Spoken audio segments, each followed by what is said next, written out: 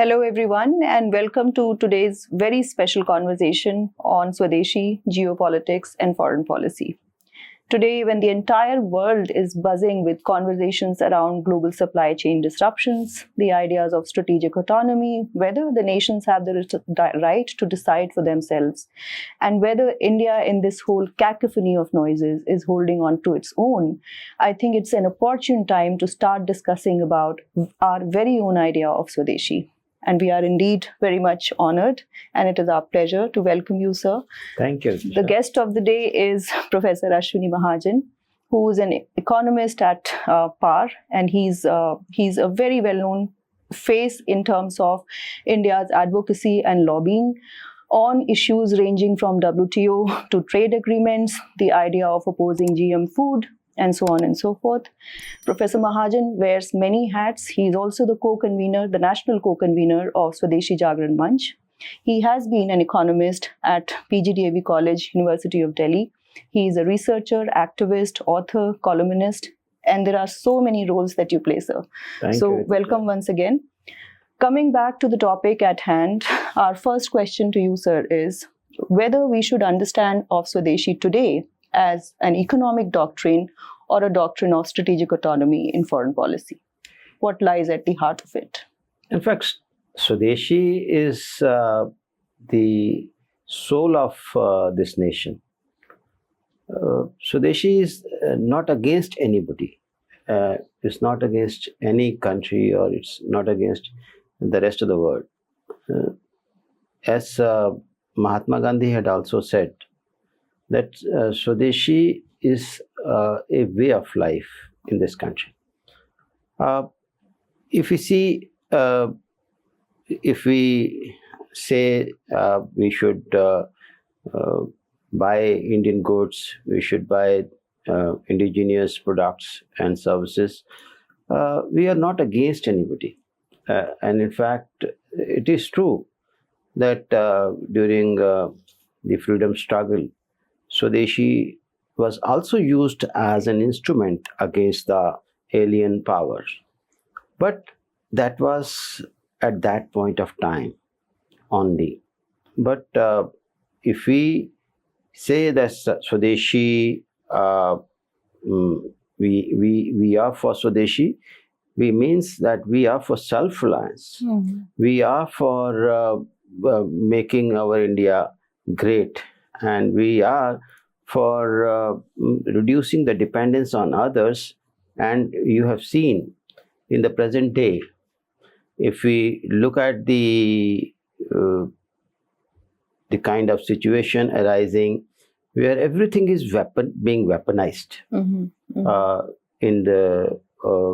In the international trade, in international relations, if you see. Global supply chains are being weaponized. Yes. Your currencies are being weaponized. Mm-hmm. Payment system is being weaponized. The rare earth materials are being weaponized. Mm-hmm. Your semiconductors are being weaponized. Yes. You think of anything. Wherever a country has got some dominance, some monopoly, they start monopolizing the same. They start weaponizing the same. And that goes against the interest of our country. Mm-hmm. Some time ago, we had to, stall our production of automobiles and many other materials because of the lack of availability of semiconductors. Rare earth materials scarcity is impacting us, and it's not that we can't produce those things.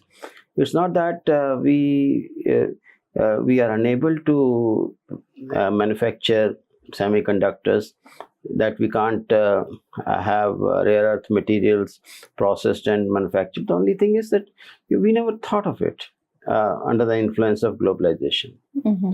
Mm-hmm. And that is the reason why we are lacking in terms of the availability of these products. For example, rare earth materials. India has got the largest supply of rare earth materials as such, but we lack the capacity to extract it, to manufacture it, to process it, and that we have to build up. We never thought of it because it was easily available from China, and then the globalization apologists were arguing that why should we make it? I give you another example.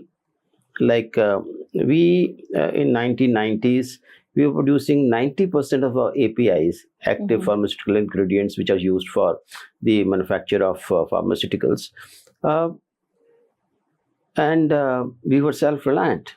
But when China started dumping it, and our Prime Minister then, Dr. Manmohan Singh, was saying that, oh, why do you need to manufacture all these things when these are available cheaply from outside? But actually they were dumping. I give you an example of one API, penicillin G. That the global market price was $22 per kg. Suddenly they started dumping it at the price of $9. Nobody looked at it, and all our penicillin G industries, API industry, closed down. The result was that for a major ingredient of amoxicillin, which is being used as an antibiotic, we got dependent on China. Similar was the case with other APIs, and time came when 90% of our APIs we were importing, 10% only we were producing. So that impacted our health self-reliance and health security. So we cannot, in any case, give up our health security or the external security. I'll give you another example. Just 5 years ago, the news was on that we have no other option except to take the Chinese Huawei's 5G. I asked this very simple question from our policymakers, that how can you accept a scenario when our Prime Minister is talking to his Home Minister and Mr. Xi is listening to that? So we can't compromise our national security like this. So I agree. And on that point, let me raise another question, because we are talking about the quintessential elephant in the room, China, the China challenge. Do you think China's rise and its overbearing presence in the region and at global stage at large, is it a credible challenge to India's ambitions of Swadeshi? And if it's a challenge, is there also any possibility of any kind of opportunity that also arises? Because it's possible to look at both the sides, I'm sure. In fact, you rightly put this question, but this challenge is not just for India's Swadeshi. It is challenge for all everybody's Swadeshi, for American Swadeshi, for Canadian Swadeshi, for European Swadeshi. This is a challenge for everybody. You know, what happened under the influence of globalization, people started thinking that, you know, if something is available cheap from anywhere in the world, why should we produce it? They forgot that this over-dependence is no good. Right. In fact, before the globalization, all the European countries were prospering. US was prospering. All these developed countries were prospering at that time.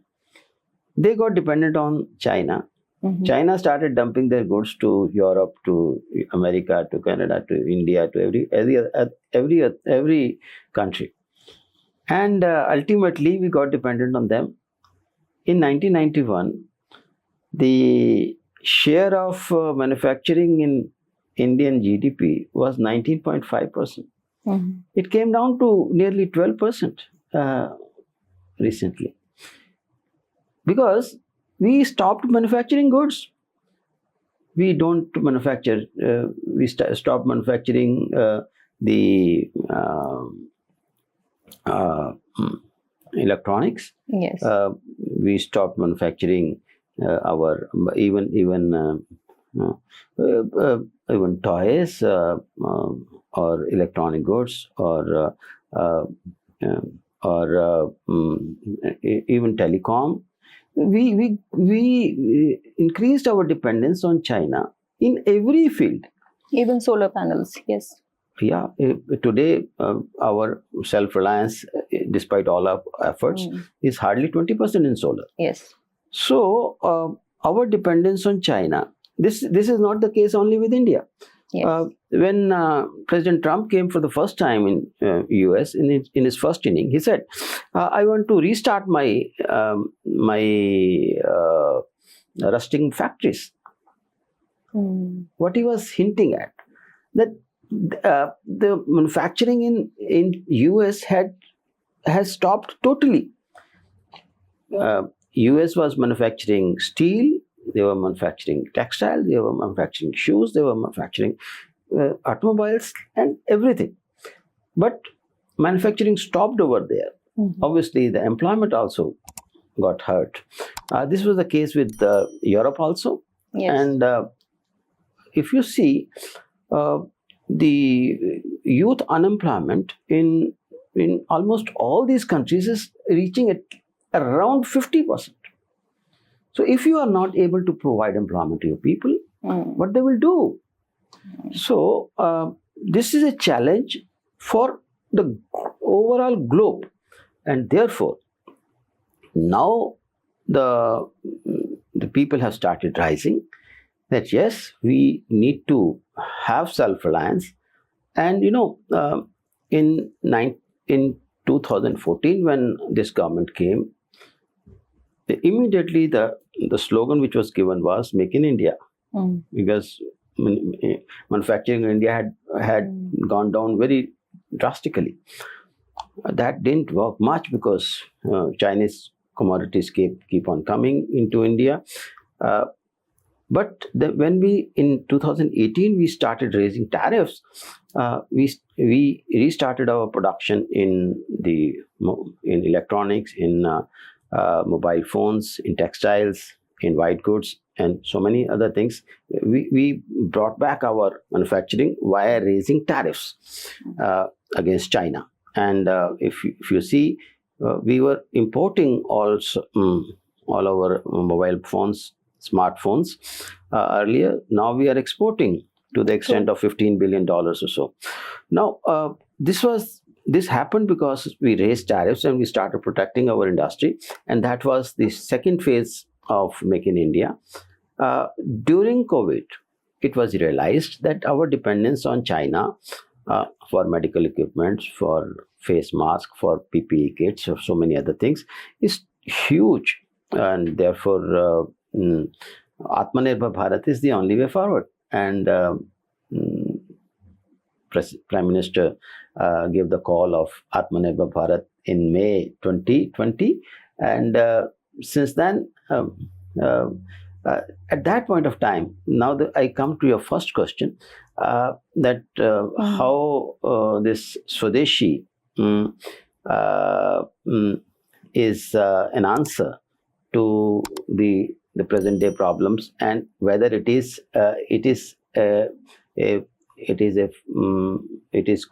against somebody. No, it is to bring back our prosperity back.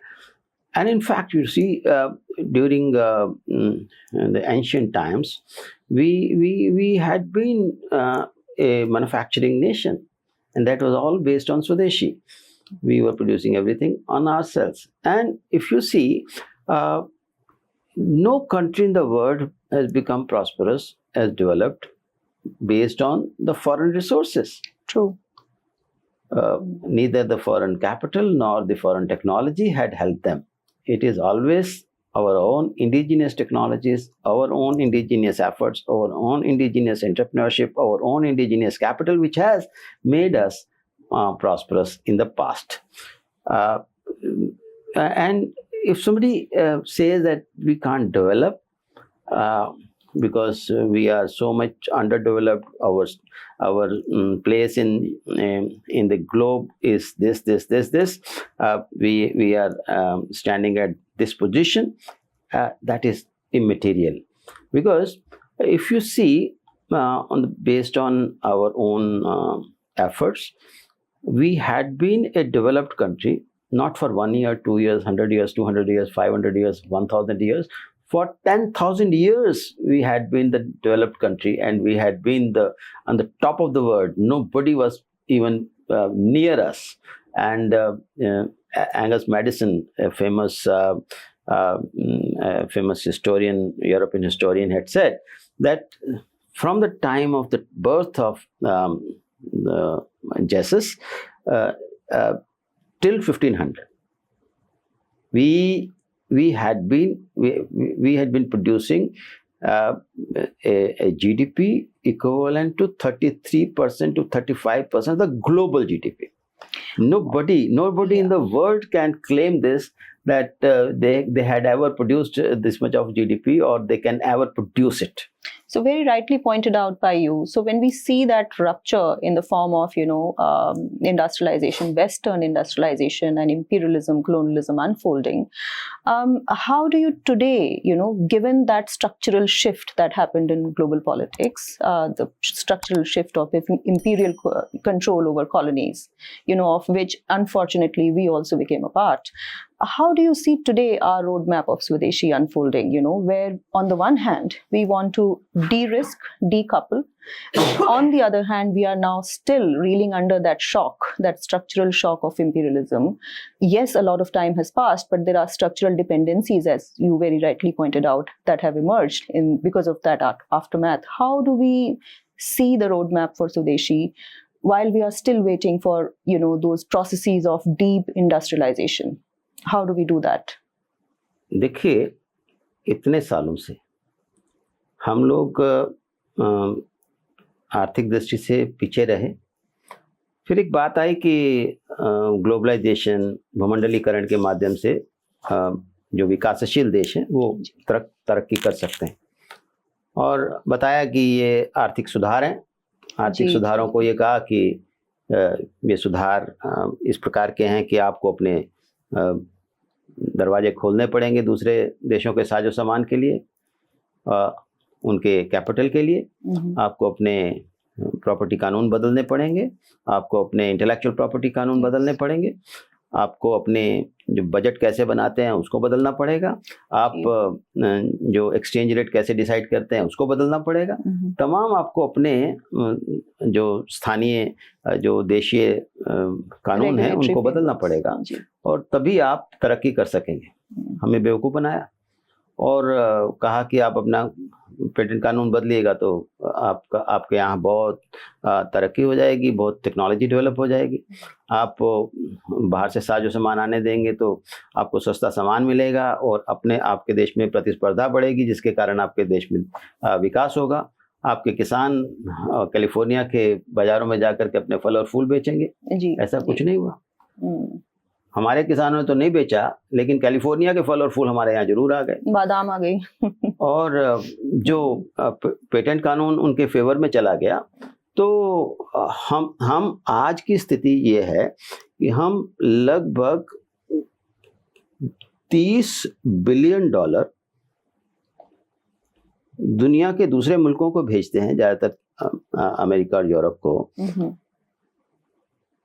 हमारे केवल और केवल royalty और technology fees के नाम पर, इसमें कुछ आता नहीं है, केवल रॉयल्टी जाती है। और इसी तरह से हमारी, जैसे मैंने पहले बताया कि हमारी मैन्युफैक्चरिंग डाउन चली गई, हमारे यहाँ बेरोजगारी की स्थिति आ गई, और ये सब परिस्थितियां निर्माण हुई। और आज हमें आंखें दिखा रहे हैं सब लोग कि आपको हम रेयर अर्थ मटेरियल नहीं देंगे, आपको हम सेमीकंडक्टर्स नहीं देंगे, आपको ये नहीं देंगे, आपको आपका जो आप तो हमारे देश के लिए खतरा हैं, और हम आपको इवन जो फौज का सामान है उसकी टेक्नोलॉजी भी नहीं देंगे। लेकिन समय बदला, हमने प्रतिरक्षा के सामान की टेक्नोलॉजी खुद विकसित की। हमने मिसाइल्स बनाने शुरू किए। इस बार ऑपरेशन सिंदूर में हमने पूरी दुनिया को दिखा दिया कि हमारे मिसाइल दुनिया में सबसे बेहतर हैं। हमने एंटी ड्रोन सिस्टम बना दिया। हमने बता दिया दुनिया को कि चीन के आ जाएं, एक टर्की के ड्रोन्स आ जाएं, हमारे ऊपर कोई इम्पैक्ट नहीं होगा। हमने दुनिया की सबसे बेहतरीन तोप बना दी। हमने अपना हवाई जहाज बना दिया, लड़ाकू जहाज। यानी आज हर क्षेत्र में जो हमारा एयर डिफेंस सिस्टम है वो भी दुनिया का सबसे उत्तम है। और केवल 4 दिन की लड़ाई में घबरा गए सब लोग। अब चाहे पाकिस्तान कितना घबराया होगा मुझे मालूम नहीं, लेकिन अमेरिका और यूरोप और तमाम दूसरे देश इसलिए घबरा गए कि ये तो पूरी डिमॉन्स्ट्रेशन हो रही है हमारे सामान की, हमारी टेक्नोलॉजी की। केवल डिफेंस में नहीं, हमने पेमेंट सिस्टम में अपनी टेक्नोलॉजी डेवलप की, हमने स्पेस में अपनी टेक्नोलॉजी डेवलप की, हम इलेक्ट्रॉनिक्स और कंप्यूटर्स में अपनी टेक्नोलॉजीज डेवलप कर रहे हैं। तो ऐसे में जिसको इंडस्ट्री 4.0 बोलते हैं उसमें भारत दुनिया में अग्रणी पंक्ति में खड़ा है। तो ऐसे में भारत के जो प्रभाव को कम दिखाने के लिए दुनिया के तमाम ऐसे जो देश हैं और तमाम ऐसी संस्थान हैं वो भारत की प्रगति को कमतर आंकने की कोशिश करते रहते हैं। कभी कहते हैं आप जो हैप्पीनेस इंडेक्स में बहुत कम है, बहुत नीचे हैं। और हम पूछते हैं कि हैप्पीनेस इंडेक्स में नंबर 1 कौन है? जहां एंटी डिप्रेसेंट मेडिसिन सबसे ज्यादा इस्तेमाल होती है वो सबसे ज्यादा हैप्पी है। हम उनसे पूछते हैं कि हमसे टेक्नोलॉजी में कौन बेहतर है, तो उसका उत्तर हमारे सामने आता है। और वर्ल्ड बैंक अपनी रिपोर्ट में लिखता है, वो लिखते हैं कि भारत सबसे बड़ी गलती ये कर रहा है कि अपनी टेक्नोलॉजी विकसित करने की कोशिश कर रहा है। हमने उनसे पूछा, I wrote a piece in the print, मैंने उनसे कहा कि we should dump this kind of report because it is trying to misguide us. With the help of our technology, we have been able to reach on that part of the moon where nobody had reached, and with just 615 crores of rupees, whereas US had spent $160 billion to achieve the same thing. The same technology. Yes. Our one PSLV takes 104 satellites in one go. Yes. To establish the satellites in the orbit. छोटी बात नहीं है। हम दुनिया भर के लिए अब मिसाइल बना के दे रहे हैं, ये छोटी बात नहीं है। और हमें वर्ल्ड बैंक ये समझाएगा कि आप अपनी टेक्नोलॉजी विकसित मत करो क्योंकि it's a waste of money. आप उन लोगों को समझाओ जहां इतनी महंगी टेक्नोलॉजी विकसित करते हैं। आज भारत टेक्नोलॉजी की दृष्टि से हो, इंफ्रास्ट्रक्चर की दृष्टि से हो, औद्योगिक विकास की दृष्टि से हो, निरंतर दुनिया के अग्रणी देशों के, क्योंकि अब हम एक बार जागृत हो गए। और अभी तो प्रधानमंत्री, मैंने तो अभी तक केवल आपको आत्मनिर्भर भारत की कहानी सुनाई थी। अभी 2025 से लेकर तो प्रधानमंत्री जी लगातार स्वदेशी की बात कर रहे हैं कि एकमात्र रास्ता जो है वो स्वदेशी के रास्ते से जाता है। इसका मतलब ये है कि हम अपनी टेक्नोलॉजी के माध्यम से, अपने एंटरप्रेन्योर्स के माध्यम से, अब आप ये देखिए कि इतने सालों में, इसमें केवल मैं विदेशी शासकों को ही दोष नहीं देता हूँ, अपना शासन भी आ गया 1947 के बाद। तो हमने क्या अपने देश के अपने युवाओं पर विश्वास किया? क्या नहीं किया। और अपने देश के युवाओं को कहा कि देखो आपके लिए एक ही रास्ता है, आप सरकारी नौकरी करो क्योंकि सब कुछ करेगी सरकार करेगी। And we disowned the private sector, we disowned that. और जब हमने उनको डिसोन कर दिया, कहा कि भाई आप कुछ नहीं कर सकते, जो कुछ करेगा पब्लिक सेक्टर करेगा, स्टील बनाएगा पब्लिक सेक्टर बनाएगा, अगर हवाई जहाज चलाएगा तो पब्लिक सेक्टर चलाएगा, अगर ब्रेड बनाएगा तो पब्लिक सेक्टर बनाएगा, अगर केमिकल बनाएगा तो पब्लिक सेक्टर बनाएगा। All commanding heights will be in the hands of the public sector and we didn't have faith in our youth. अगर आपने गुरु फिल्म देखी हो तो उसमें साफ साफ नायक पर मुकदमा चलता है। ये मुकदमा चलता है कि आपको हमने एक मशीन लगाने का लाइसेंस दिया, आपने 7 लगा दी, आपको हमने मना किया कि आपने एक्सपोर्ट नहीं करना, आपने एक्सपोर्ट करना शुरू कर दिया। आपको कहा कि इतना प्रोडक्शन करना है तो आपने इतना प्रोडक्शन कर दिया। उस लाइसेंस कोटा इंस्पेक्टर राज के तहत कैसे देश का विकास हो सकता था, कैसे हमारे देश में औद्योगिक विकास हो सकता था। लेकिन हमने देखा 2014 के बाद जैसे ही हमने कहा कि हम स्टार्टअप्स को की हैंड होल्डिंग करेंगे, कुछ किया हो या नहीं किया हो पता नहीं, लेकिन केवल कहने भर से मात्र 350 स्टार्टअप से आज इस देश में 2.25 लाख स्टार्टअप्स हो गए। 0 यूनिकॉर्न से आज हमारे पास 120 के करीब यूनिकॉर्न्स हो गए। यूनिकॉर्न का मतलब होता है जिनकी कैपिटलाइजेशन जो है वो $1 बिलियन से ज़्यादा है। आप कल्पना कीजिए, आप थोड़ा सा मौका दीजिए इस देश को आगे बढ़ने का, इस देश के युवा को आगे बढ़ने का, इस देश के उद्यमी को आगे बढ़ने का। वो पुनः वही जो हमारा आदिकाल से, जो एंशिएंट इंडिया से हमारा जो औद्योगिक विकास है उसको वो वापस ले आएगा। तो यहाँ पर मैं केवल भूमंडलीकरण को दोष नहीं दूंगा, मैं इस देश की उन तमाम सरकारों को दोष दूंगा जिन्होंने पहले हमारे युवाओं पर विश्वास नहीं किया और सार्वजनिक क्षेत्र के उद्यमों के ऊपर ज़्यादा विश्वास किया, और उसके बाद 1991 में जब भूमंडलीकरण, उदारीकरण, नई आर्थिक नीति, आर्थिक सुधार लेकर के आए तो भी अपने देश के युवाओं पर विश्वास नहीं किया। उन्होंने कहा कि जो कुछ करेंगे विदेशी आएंगे, एमएनसीज आएंगी, वो टेक्नोलॉजी लाएंगी, वो पैसा लाएंगी, तभी इस देश का विकास होगा। आज हमने देख लिया कि इन सब चीज़ों से विकास होने वाला नहीं है, हम नीचे और नीचे ही जाएंगे। सर, एक कीवर्ड बार बार हमारी बातचीत में भी उभर रहा है और मुझे लगता है कि ग्लोबली भी जो कॉन्वर्सेशन रहता है उसमें बहुत बात होती है इस पर, इनोवेशन एंड टेक्नोलॉजी। तो ये जो इनोवेशन टेक्नोलॉजी का इकोसिस्टम है, इसमें आप किस तरीके से देखते हैं यूएस का प्रभाव क्षेत्र? यूएस के साथ हम भी एक ट्रेड एग्रीमेंट और टेक्नोलॉजी एग्रीमेंट करने की प्रोसेस में हैं, उसका क्या इम्पैक्ट हमारे स्वदेशी पे पड़ने की संभावना है, इस पर थोड़ा प्रकाश डालिए। देखिए, मैं समझता हूँ कि हमें दुनिया भर से नई टेक्नोलॉजी लेने में कोई गुरेज नहीं करना चाहिए, लेकिन वो तभी करना चाहिए जब वो टेक्नोलॉजी हम ना विकसित कर सकें।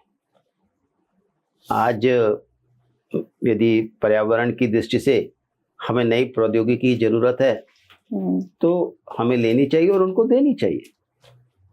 दुनिया के पर्यावरण को बचाना है ना जी। उसी प्रकार से कई प्रकार की प्रौद्योगिकी है जो हम विदेशों से ले सकते हैं।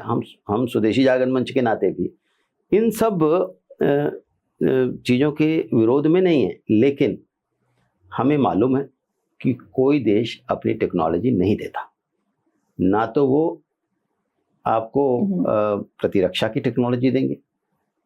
इतने साल से उन्होंने दी कोई प्रतिरक्षा की टेक्नोलॉजी? अगर हमने मिसाइल बनाए तो अपने दम पर बनाए, एंटी ड्रोन सिस्टम बनाया तो अपने दम पर बनाया, तोप बनाई तो अपने दम पर बनाई, अगर हमने इसरो को खड़ा किया तो अपने दम पर खड़ा किया, किसी ने हमें नहीं दिया। क्रायोजेनिक इंजन भी मना कर दिया था। तो हमारा ये कहना है कि ये सब बातें कहने की हैं। टेक्नोलॉजी एग्रीमेंट्स हम करते रहेंगे, सब लोगों से हम बातचीत करते रहेंगे, लेकिन जैसे अर्जुन का ध्यान उस मछली की आंख पर था, वैसा ही हमारा ध्यान अपनी प्रौद्योगिकी पर होगा। हम अपनी प्रौद्योगिकी विकसित करेंगे और कर रहे हैं। आज भारत जो है, जो जहाँ पर हम लैग कर रहे थे, जहाँ पर हमारी कमी थी, हमने उन कमियों को दूर करने का प्रयास किया और हर क्षेत्र में हम आगे बढ़ने की कोशिश कर रहे हैं। लेकिन समस्याएं ऐतिहासिक हैं, उनका भी निराकरण जरूरी है। खासतौर पर गरीबी की जो समस्या रही, हम दुनिया के सबसे गरीब मुल्कों में जाने जाते थे, भुखमरी में भी हमारा स्थान था, लेकिन आज हम 128 मुल्कों को भोजन करा रहे हैं। आज हमारे देश में कोई ऐसा व्यक्ति नहीं है जिसके पास बिजली नहीं है, जिसको पानी की व्यवस्था नहीं है, जिसके पास बहुत कम लोग ऐसे बचे हैं जिनके पास घर नहीं है। इतने सारे वर्षों में हमने मल्टी डायमेंशनल पॉवर्टी को बहुत बड़ी मात्रा में प्रभावित किया है, और मुझे लगता है कि जब तक देश का हर व्यक्ति, गरीब अमीर, साधन संपन्न या कम साधन वाला, किसी भी जेंडर से हो, बहनें हमारी, महिलाएं, वे इस सब जब हमारे देश के विकास के क्रम में शामिल नहीं होंगे, तब तक देश का विकास पूरी तरह से नहीं हो सकता है जी। और हमारे अंदर क्षमता है कि हम 2047 तक दुनिया का विकसित राष्ट्र बन सकते हैं। हम पहले भी विकसित राष्ट्र थे, मात्र अभी 500 वर्षों के कालखंड है जिसमें हमारी आर्थिक गिरावट आई है, और उसमें मुझे एक्सप्लेन करने की ज़रूरत नहीं है कि वो गिरावट क्यों आई। हम पुनः उस तरफ आगे बढ़ सकते हैं, और वो रास्ता स्वदेशी के रास्ते से जाता है, अपनी टेक्नोलॉजी विकसित करके, अपने संसाधनों के आधार पर। मैंने जैसे कहा कि we have sufficient quantity and of resources, जहाँ तक रेयर अर्थ मटेरियल्स भी हैं, but we lack in terms of the processing and manufacturing. Sir, इसी में एक आखिरी सवाल है कि ये जो पूरा स्टैंडर्डाइजेशन है, जब हम अपनी टेक्नोलॉजी इनोवेशन की बात करते हैं, उसमें जिस तरीके का भी स्टैंडर्डाइजेशन हो, चाहे डिजिटल स्टैंडर्डाइजेशन हो, जीपीडीआर की बात हो, इंटेलेक्चुअल प्रॉपर्टी राइट्स हो, जो रेगुलेटरी फ्रेमवर्क्स हैं, उस पर आज भी एक तरीके से वेस्ट का कब्जा है। चाहे आप यूरोपियन यूनियन का हावी उसमें होते देखें, चाहे अमेरिका को देखें, तो ऐसे में हम अपनी स्वदेशी को कैसे आगे बढ़ा सकते हैं? हमारे सामने क्या क्या रास्ते हैं और क्या बहुत बड़ी चुनौतियां हैं? देखिए, ये जो अमेरिका या यूरोप करता है, इसको हम बोलते हैं कि ये एक प्रकार से भारत के प्रगति को रोकने का प्रयास होता है। अगर वो स्टैंडर्ड्स लगा करके हमारे सामान को अपने देशों में आने से रोकते हैं, तो ऐसे में हम उनके साजो सामान भी हमारे स्टैंडर्ड्स के हिसाब से आने चाहिए। जब गेहूं के आयात की बात आती है, तो अमेरिका हम पर दबाव बनाता है कि आप फलां फफूदी, फलां प्रकार के चीज़ों को आप स्वीकार कर लो, कि आप हमारे गेहूं के आयात को स्वीकार कर लो। उसी प्रकार से तमाम प्रकार के हमारे स्टैंडर्ड्स को वो छेड़ने की कोशिश करते हैं। हमें इन देशों के, चाहे वो कार्बन स्टैंडर्ड्स की बात हो, चाहे वो दूसरे स्टैंडर्ड्स की बात हो, हमें इसका प्रतिकार करना चाहिए, और अगर वो ना माने तो हमें उनका बायकॉट करना चाहिए। कारण ये है कि इसकी वजह से वो हम पर हावी हो सकें, और हमारे हर आने वाले जहाज पर वो टैक्स लगा सकें, हमारे हर सामान पर वो रोक लगा सकें। ये सही नहीं है। उनको अपने गिरेबान में झांक करके देखना चाहिए कि वो कितने कार्बन की दृष्टि से। आप ये देखिए कि सारी दुनिया जानती है कि आज दुनिया में जो ग्लोबल वार्मिंग की समस्या है, जो क्लाइमेट चेंज की समस्या है, उसके लिए दोषी कौन लोग हैं? उसके लिए वही अमेरिका दोषी, और हमें वो सब समझाने की कोशिश करेंगे कि आपके कार्बन एमिशंस ज़्यादा है, तो उनको शर्म आनी चाहिए। और ऐसे ये सारी बातें हमें अंतर्राष्ट्रीय मंचों पर उनको बतानी चाहिए। बिल्कुल सर, बहुत बहुत धन्यवाद। मुझे लगता है कि आज का कॉन्वर्जेशन बहुत ही एक इंटरेस्टिंग दिशा दे पाया है हमारे सोचने के नज़रिए को। प्रोफेसर महाजन ने बहुत सारी चीज़ों पर अपने विचार प्रस्तुत किए, जिसमें स्वदेशी, जियोपॉलिटिक्स और फॉरेन पॉलिसी का बिंदु लगातार बना रहा। जहाँ तक भारत के सेल्फ रिलायंस की बात है, स्ट्रेटेजिक ऑटोनॉमी की बात है, चॉइसेस की बात है और स्वदेशी की बात है, मुझे लगता है कि हम कुछ बहुत ही इंपॉर्टेंट पहलुओं पर बात कर पाए हैं, जिसमें मानक स्टैंडर्ड्स को चैलेंज करना, जिसमें अपनी स्वायत्तता बनाए रखना और अपना जज्बा बनाए रखना, विकासशील बने रहना और लगातार प्रगति की ओर उन्मुख रहना बहुत एक इम्पॉर्टेंट रूप में उभर के आया है। सर, आपका बहुत बहुत धन्यवाद। सभी दर्शकों से हमारी ये अनुरोध है कि हमारा चैनल लाइक, सब्सक्राइब और शेयर करें, और अगले एपिसोड्स में हम इसी प्रकार आपके लिए कुछ और इम्पॉर्टेंट लाने की कोशिश करेंगे। धन्यवाद।